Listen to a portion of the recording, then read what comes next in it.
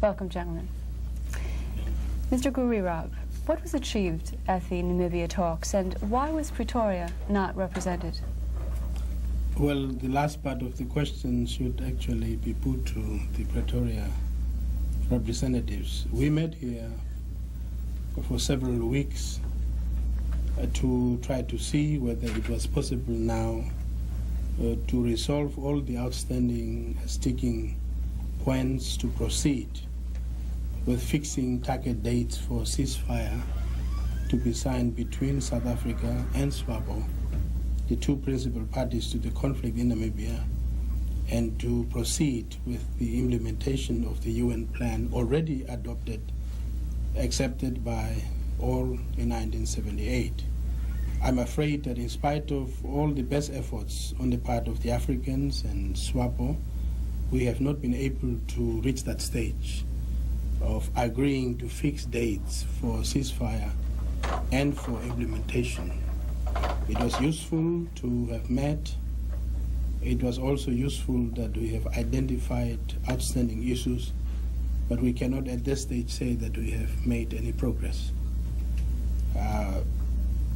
Mostly because, as your question suggested, South Africans were not here. They just refused to attend? They refused to attend, as they have always done in the past, and as long as they are not a party to the discussions that we are having, there can be no negotiated settlement in Namibia. So it is South Africa that is continuing to obstruct that path to Namibia's independence. One of the stickiest points in the negotiation seems to be the question of Cuban troop withdrawal from Angola, the withdrawal of 15,000 to 20,000 troops. Why is this an unacceptable condition in negotiating Namibian independence? You know, I must say that the meetings that we had in New York did not have that particular issue as one of the issues for consideration. We did not discuss the question of Cuban troops in Angola. We met to discuss Namibia, and Namibia has nothing to do with Cuban troops. We discussed practical questions relating to the early implementation of United Nations Security Council Resolution 435, which calls for ceasefire and the holding of free and fair elections in Namibia under the UN supervision and control. What the Africans are saying, and certainly what we are saying in Namibia, is that we do not want the sufferings of our people prolonged in Namibia, while other people are trying to score diplomatic or political victories at the expense of our people.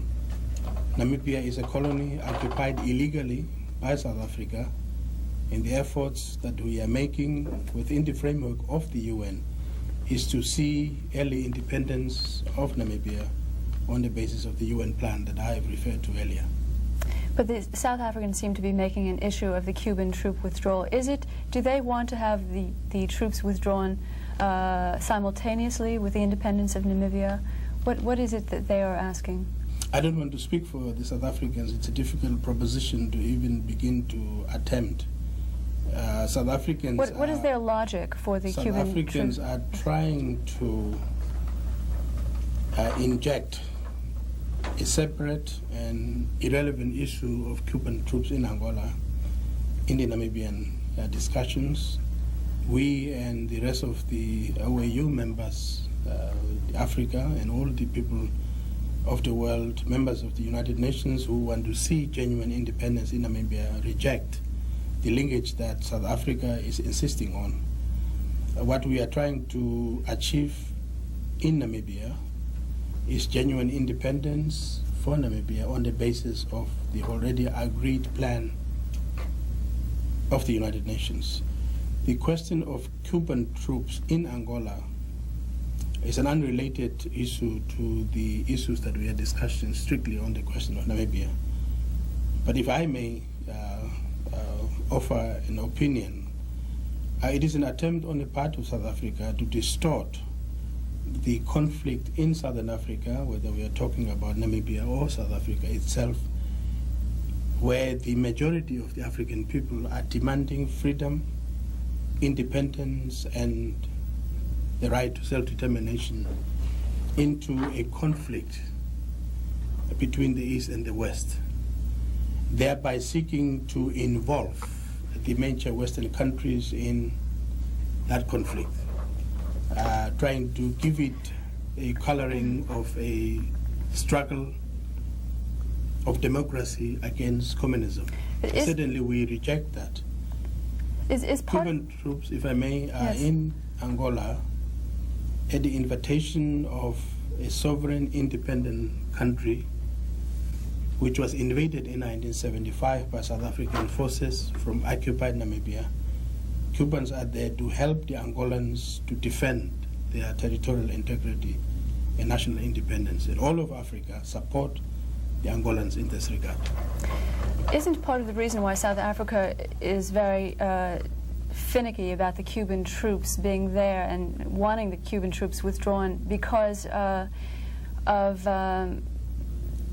the presence of the SWAPO bases in Angola and that sort of linkage, that with a free Namibia there might be some sort of penetration of Namibia by Cuban troops, and therefore the Cuban troops would be on the doorstep of South Africa. But that is altogether false. As you can realize, Angola became independent only in 1975. SWAPO has been waging a liberation struggle, armed liberation struggle, for the past 16 years, long before Angola became independent. SWAPO has been in existence for the last 22 years.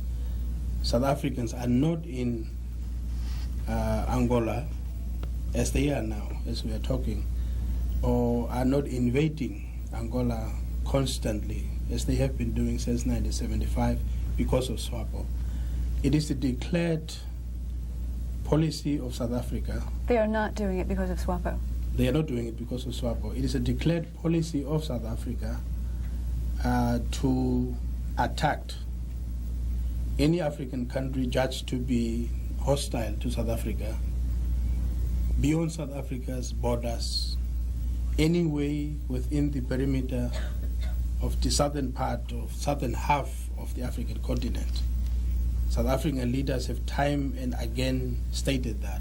It is on the basis of that policy that South African racist troops reach as far away from South Africa as the island of Seychelles, where they have attempted to overthrow. And is there some feeling that if the Cuban troops are withdrawn from Angola, that perhaps this could cause the collapse of the Dos Santos government?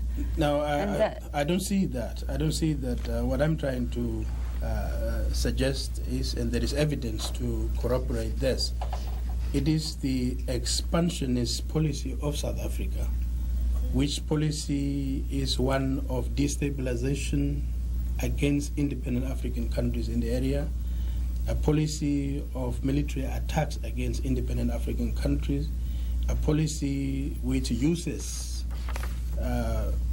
bandits and puppet groups to maintain subversion against independent African countries. So what the South Africans are screaming about is that the Cuban troops be withdrawn. It was with the help of the Cuban troops that the Angolan people were able to push South Africans out of Angola.